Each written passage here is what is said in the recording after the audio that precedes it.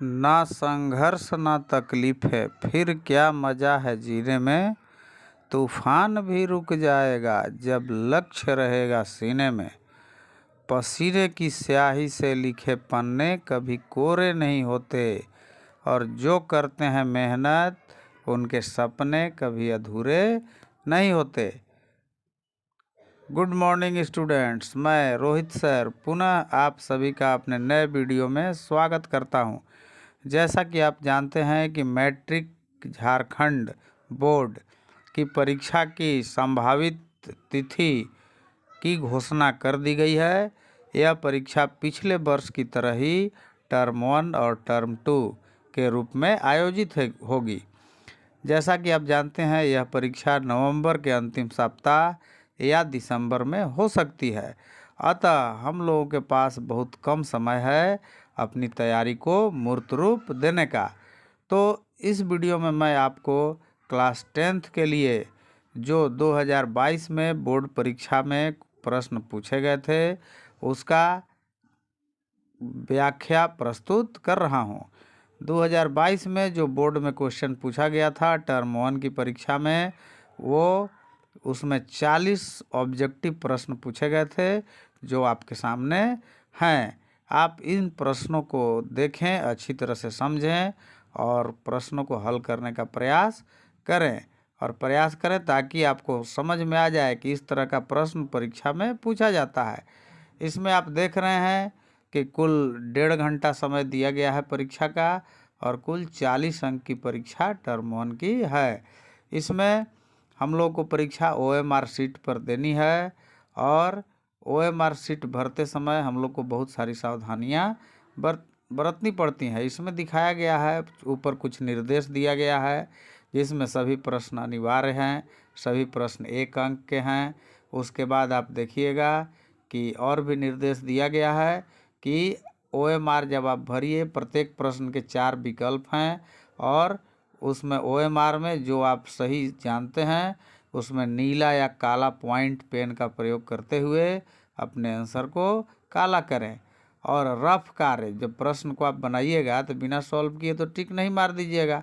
तो उस स्थिति में हल करने के लिए प्रश्न के अंत में मतलब रफ कार्य के लिए जगह दिया गया है। OMR शीट पर केवल प्रश्न जो सही है, जिसे मान लीजिए पहला का ABCD 4 को दिया है तो उसमें A सही है तो A को काला करना है।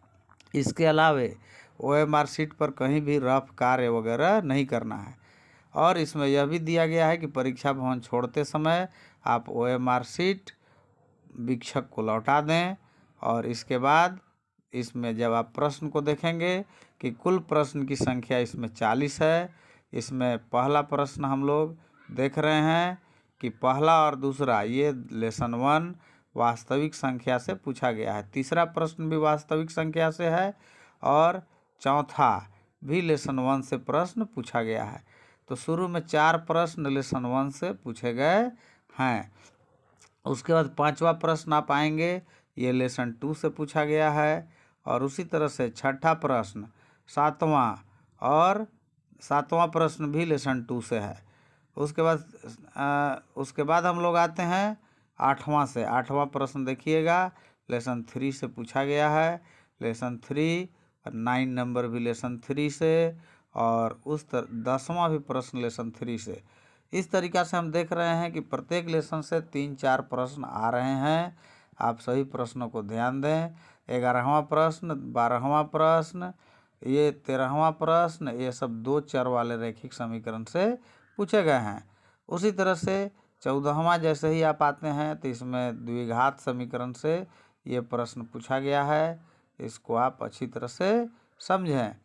और उसी तरह से 15वां भी द्विघात समीकरण से है, 16वां द्विघात समीकरण का डायरेक्ट फार्मूला है, 17 नंबर मूलों की प्रकृति ज्ञात करने के लिए है, ये भी द्विघात समीकरण से प्रश्न है, 18 भी द्विघात समीकरण और 19 भी द्विघात समीकरण, 20 नंबर भी द्विघात समीकरण से प्रश्न है। इस तरह से हम देख रहे हैं कि द्विघात समीकरण बहुत इम्पोर्टेंट चैप्टर है। 21वां, 22वां, 23वां प्रश्न, 24वां और 24 के आगे आप आइए, हाँ 24 तक, 21 से 24 समांतर श्रेणी से प्रश्न दिए गए हैं। तो उसके बाद हम लोग आते हैं 25 नंबर। 25 नंबर जो है ये समरूप जो लेसन 6 है हमारा मैथ का, उससे दिया गया है।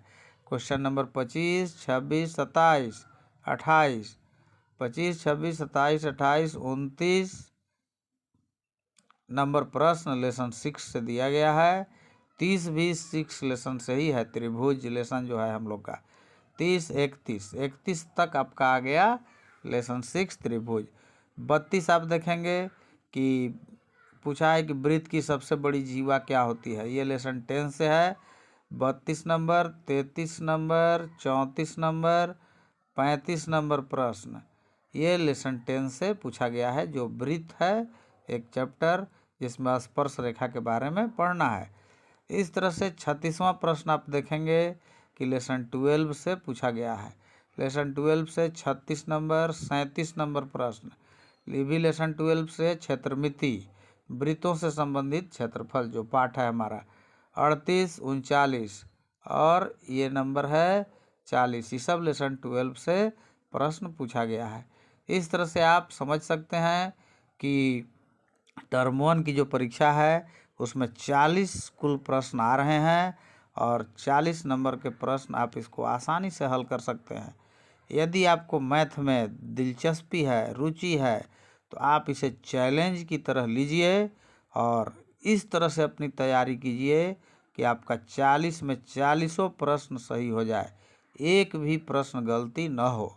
अगर आपने ऐसा कर लिया तो हमारा जो यह वीडियो बनाना सफल रहेगा। और जब आप ऐसा कर लेंगे तो आप कमेंट बॉक्स में जाकर आप लिखिएगा कि आई हैव गॉट इट।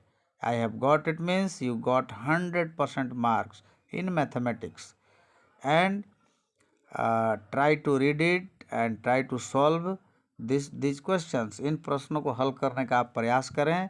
मैं अगले वीडियो में इन सभी प्रश्नों का सॉल्यूशन बनाकर भेजूंगा, उससे आप अच्छी तरह से तैयारी करेंगे। आप जो हैं अपने पढ़ाई पर ध्यान दें। इस वीडियो को जितना ज़्यादा हो सके देखें, लाइक करें, सब्सक्राइब करें और शेयर करें। धन्यवाद। मैं पुनः नए वीडियो के साथ जल्द ही हाजिर होऊंगा।